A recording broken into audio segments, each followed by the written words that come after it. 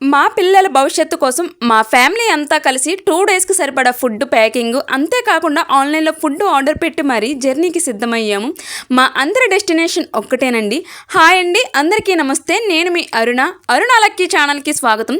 మా ఫ్యామిలీతో కలిసి భాషర ఎలా వెళ్ళాము, దర్శనం ఎలా జరిగింది, అక్షరాభ్యాసం ఎలా చేశారు, అలానే బీజాక్షరాల కోసం కూడా మీతో షేర్ చేసుకుంటానండి. భాషర ఎక్కడ ఉంది అంటే తెలంగాణ జిల్లా నిర్మల్లో ఉందండి. గోదావరి నదీ తీరంలోనే ఉంది. బాసర రైల్వే స్టేషన్ నుండి టెంపుల్కి గోదావరి ఘాట్కి ఆటోలు ఉంటాయండి. రైల్వే స్టేషన్ దగ్గర నుండి ఆటో డ్రైవర్స్ చాలా అంటే చాలా మంచిగానే ఉన్నారు. మా ఫ్యామిలీ మెంబర్స్ని అలానే మా లగేజ్ని మా పిల్లల్ని చూసి డ్రైవర్ గారు చాలా సేఫ్గానే దించారండి. వాళ్ళు మా 3 నెలల బుడ్డోడిని చూసి ఏం పైకి పడకండమ్మా, చాలా స్లోగానే వెళ్తాను అన్నారు. ఆ మాటకి మా మనసులో చాలా తేలికన పడ్డాయి. స్నానాల రేవైన గోదావరి ఘాట్ దగ్గరికి చాలా సేఫ్గా దించారు. గోదావరి ఘాట్ దగ్గర స్నానం చేసి మా 2 కొడుకులకి అంటే మా చిన్నోడు హేమాంశుకి, మా మరిది వాళ్ళ పెద్దబ్బాయి తుషాంత్కి ఒకేసారి అక్షరాభ్యాసం చేయడానికి స్టార్ట్ అయ్యామండి. అన్నదమ్ములు ఇద్దరూ కలిసి ఒకేసారి విద్యా ప్రయాణం మొదలు పెడుతున్నారు. ఆన అక్షరంతో మొదలుపెట్టిన వాళ్ళ ప్రయాణం విజయం అనే దిశగా ఎదగాలని కోరుకుంటున్నాం తల్లిదండ్రులుగా.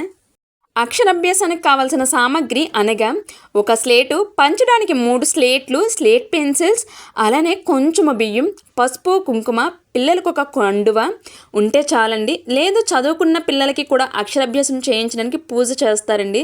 అక్కడ ఒక ప్లాంకు, పెన్ను, బుక్కు ఉంటే సరిపోతుంది. సో ఇక్కడ అమ్మవారి దగ్గరికి జ్ఞాన సరస్వతి టెంపుల్కి స్టూడెంట్స్ని ఎక్కువగానే తీసుకొస్తున్నారండి.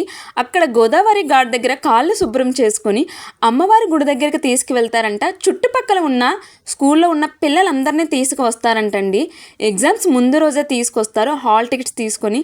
అలానే బర్త్డేస్ అయ్యే పిల్లల్ని, నెక్స్ట్ స్కూల్లో జాయినింగ్ అయిన పిల్లలందరినీ కూడా తీసుకొస్తారంట.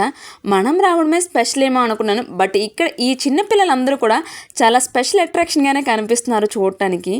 అలానే ఒక మధ్యతరగతి వాళ్ళ కుటుంబాల ప్రయాణాలంటే ముందు నుండే ఎన్ని ప్లాన్స్ వేస్తామో కదా. ట్రిప్కి సరిపడా బడ్జెట్ని చూసుకుంటాం, లీవ్ శాంక్షన్ అయ్యిందా లేదా, ఈఎంఐ, నెక్స్ట్ మంత్ బడ్జెట్ కూడా చూసుకోవాలి కదా. అలానే తయారైంది మా ఫ్యామిలీ కూడా. గోదావరి నది ఒడ్డున గంగమ్మ తల్లి విగ్రహం అలానే శివలింగం కూడా ఉంటుంది. ముందున సరస్వతీదేవి విగ్రహం దగ్గర పసుపు కుంకుమ సమర్పించుకొని దండం పెట్టుకొని గుడికి బయలుదేరుతాము. ఇక్కడ మేము రెడీ అయ్యి మొత్తం అంతా జరిగే టైంకి 1:30 అయిపోయిందండి. ఆల్మోస్ట్ అందరికీ కూడా ఆకలి వేస్తుంది. ఆత్మారాముని సంతృప్తిపరచడానికే మేము స్టార్ట్ అయ్యాము. ఇక్కడ మాకు నిత్యాన్నదాన సత్రం ఉందనే విషయం అయితే మాకు తెలియదు. అక్కడ ఉన్న ఆటో డ్రైవర్ గారే చెప్పారండి, మాకు ఏదైనా హోటల్ ఉంటుందా ఫుడ్ కోసం అని అడిగినప్పుడు నిత్యాన్నదాన సత్రం ఉంటుందండి, అక్కడ మీకు ఫుడ్ ఉంటుంది, మీరు కరెక్ట్ టైంకే స్టార్ట్ అవుతున్నారన్నారు. మేము అదే టైంకి మా ఫ్యామిలీ మెంబర్స్ అందరం కూడా కలిసి వెళ్ళాము. ఆ రోజు నాకు అర్థమైంది నా ఆకలి విషయం ఏంటన్నది. నాతో పాటు మా పిల్లలు కూడా చాలా నీరసంగా అయిపోయి కూర్చుండిపోయారు. వాళ్ళు ఆకలి వేస్తుంది ఎప్పుడు పెడతారమ్మా అని అడిగే ఒక్కో నిమిషం ఒక్కో గంటలా అనిపించింది. ఫైనలీ ప్లేట్ అయితే చేతికి రాగానే నా ఆకలి ఓడిపోయింది, నా ఆనందమే గెలిచింది. టెంపుల్ ఆపోజిట్లోనే టెంపుల్కి కొంచెం లెఫ్ట్ సైడ్ నిత్యాన్నదాన సత్రం ఉంటుందండి. డైలీ 500 మెంబర్స్కి మాత్రమే ఫుడ్ ఏర్పాటు చేయగలుగుతారంట. కడుపు నిండా తిన్న తర్వాతే పూజకి స్టార్ట్ అయ్యామండి. రైసు, సాంబారు, ఒక కర్రీ పెట్టారండి. అక్కడ నుండి బై వాక్లోనే మేము టెంపుల్కి చేరుకున్నాము. మా లగేజ్ అంతా కూడా ఆటో దగ్గరే ఉంచేసాము. అమ్మవారి గుడిలో దర్శనానికైతే ఎలాంటి టికెట్స్ కూడా ఉండవు. అక్షరాభ్యాసానికి వచ్చేసి 1000 రూపాయల టికెట్ ఒకటి ఉంటుంది, అలానే 150 రూపాయల టికెట్ ఉంటుంది. 1000 రూపాయల టికెట్ వచ్చేసి అమ్మవారి గర్భగుడి లోపల జరుగుతుంది. 150 రూపాయల టికెట్ వచ్చేసి ఒక హాల్లో 300 మెంబర్స్కి మాత్రం 30 మెంబర్స్కి 20 మినిట్స్లో పూజ జరుగుతుందండి. పంతులు గారు పూజ చాలా వివరంగానే చేశారు. 2 లాంగ్వేజెస్లో కూడా కవర్ చేస్తారు. ఒకటి తెలుగు, 2 హిందీలో కవర్ చేస్తారు. స్లేట్ మీద వచ్చేసి ఓం హీం క్లీం అని రాయిస్తారండి. మనం అక్కడ కూర్చొని పిల్లలతో ఒకసారి రుద్దించాలి. అది పూర్తయిన తర్వాత కెమెరామ్యాన్ అక్కడ ఫొటోస్ తీస్తూ ఉంటాడండి. మనకి ఇంట్రెస్ట్ ఉంటే తీసుకోవచ్చు.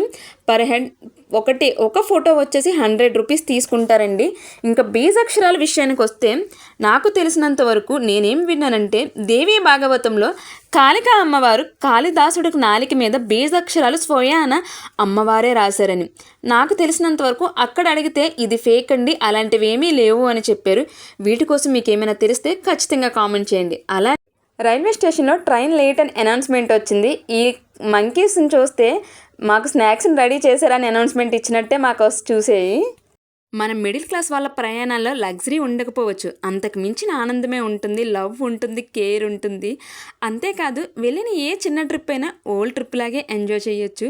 సో నాకైతే ఈ ట్రిప్ మేము చాలా బాగా ఎంజాయ్ చేసాము. సో ఫైనల్లీ రిటర్న్ అయ్యేటప్పుడు ట్రైన్లో ఏం చేయాలో తెలియక ఇలా మా చిన్నప్పుడు అక్షరాభ్యాసం చదువుకున్న విషయాలు మాట్లాడుకుంటూ చిన్న చిన్న గేమ్స్తో ఫుల్గా ఎంజాయ్ చేసాము. మీరు ఎప్పుడైనా మీ చిన్నప్పుడు అక్షరాభ్యాసం తాలూకు జ్ఞాపకాలు ఏమైనా ఉంటే ఖచ్చితంగా షేర్ చేయండి. అలానే వీడియోని ఎండ్ వరకు చూసి షేర్ చేసి సబ్స్క్రైబ్